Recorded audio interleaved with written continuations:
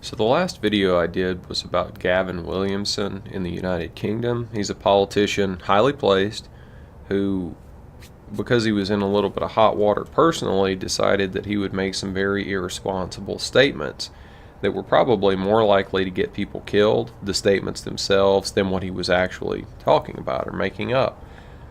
So I put the question to my viewers, particularly the slothman, if you come up with any example from Canada, let us know, because this seems to be happening at least in America and in Britain, so why not Canada and Australia? Noheart kindly supplied us the example from Canada from last year with Kirstia Freeland that you can see on the page right here next to me. So she's the top diplomat in the Canadian government. And this news source is called Telesur.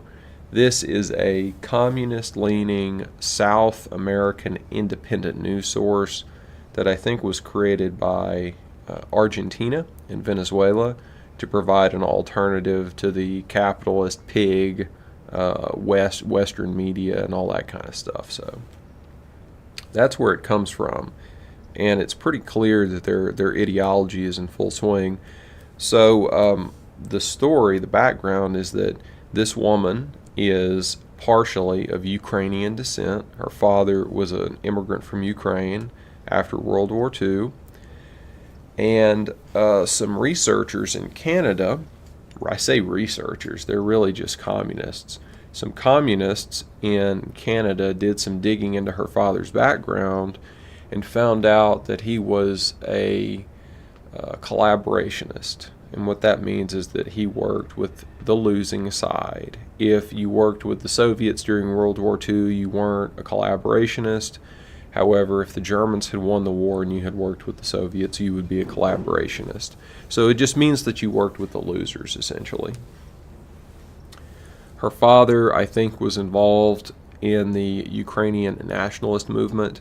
And if you know anything about the history of the Soviet Union and Ukraine during the 20th century, you'll know that to be a Ukrainian nationalist was not to be a fascist, but it was to try to save the Ukrainian people from being destroyed by the policies of the Soviet Union, which were explicitly anti-Ukrainian.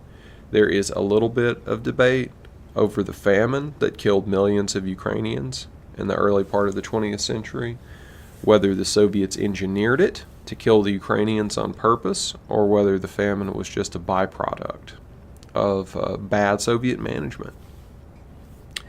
Either way, the Ukrainians who had some spirit and some brains knew that they would be better off independent than living under the Soviet Union after having experienced things like that. So when these Ukrainian nationalists saw the Germans sweeping in, this was like the breath of God. This was a savior coming to rescue them. So it's not really much of a surprise that the Ukrainian nationalists collaborated extensively with the Germans in World War II, and they probably would have collaborated even more if the Germans would have let them, and it probably would have helped the German war effort. You can reference Matthew Johnson. He's got a bunch of podcasts on all that kind of material. So that's the background. So that guy knows after the war that if he stays in the Ukraine, the Soviet secret police are going to hunt him down and kill him, and probably deport his family to the Gulag. So he leaves the country, comes to Canada, gets married, has kids, etc., and then you end up with this woman. She is successful in politics and gets into the Canadian government, and these communists go to do some research on her and find out who her father is. They are implying that because her father was a Ukrainian nationalist and a rightist who collaborated with the Nazis, that she is unfit for a government position or indeed any role in public life. I think that they're saying that, one, just who he was bad enough, but two, she hid it. Well, of course she hid it. Do you think anyone today is going around bragging about who their parents were, if they were involved in any of that kind of stuff? I mean, look at what happened to Seb Gorka. He got into some pretty hot water early in the Trump administration over very similar issues. In both cases, they survived because I don't think anyone's going to mistake Seb Gorka or Miss Freeland for being a fascist or a Nazi. And in both cases, they seem to be competent people, so their friends aren't going to throw them under the bus just because some communist is complaining. Speaking of communists, let's talk briefly. Let's talk briefly about who the communists are. In Britain, in Canada, and in the United States, and maybe in Australia too, but certainly in those three countries, the communist parties were Stalinist organizations. This means that they were not communist ideologues, they were creatures of the Soviet Union and creatures of Joseph Stalin's government. Pardon me. Early on, they expelled the Trotskyites. So anyone who was a follower of Leon Trotsky was purged from these national communist organizations in the West because Trotsky was on the outs and he got chased out of Russia. So no longer could you have a communist party with multiple communist ideologies in it. There was only one ideology that was allowed, and that was the Stalinist one.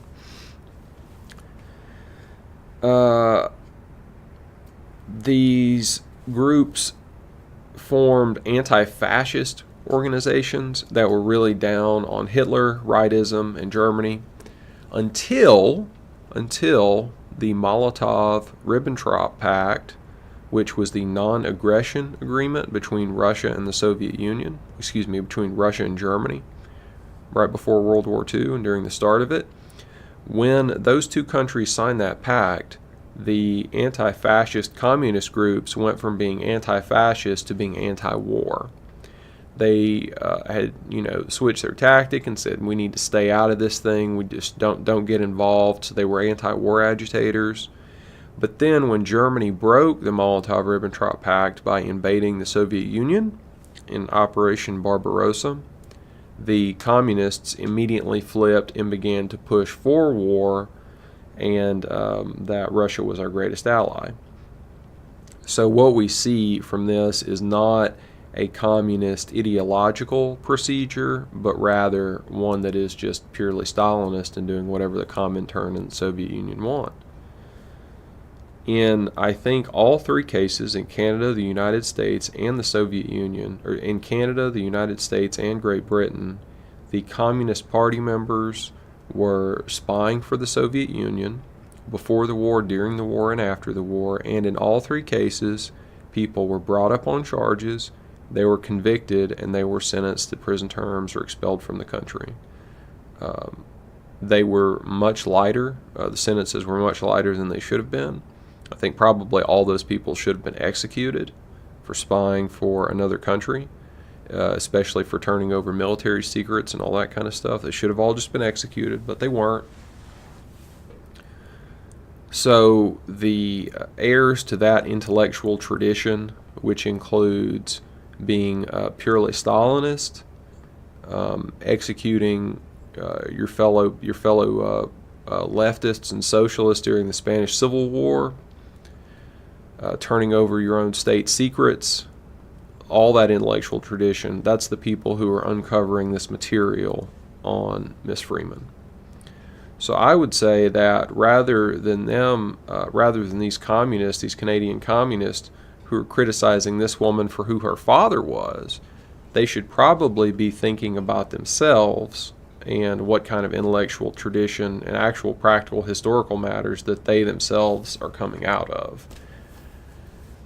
Pointing out who someone's father was is probably not anywhere near as damning as what you subscribe to yourself. Another thing that I think is interesting is that Leon Trotsky, he died a very rich man in Mexico, even though he probably shouldn't have had a lot of money based on the biography that I've read about him. He still died a very rich man. He has children and grandchildren who are highly placed in American society and getting on quite well today, and I think managing some kind of NGOs or nonprofits or some mess like that. So basically the children and grandchildren of Leon Trotsky are completely rehabilitated and totally integrated into our Western elite. Now, if you've read anything about the Russian Civil War, you know that Leon Trotsky was a butcher and a mass murderer. Someone who thought that, ethnic Russians might as well be dead as alive, just didn't make any difference to him.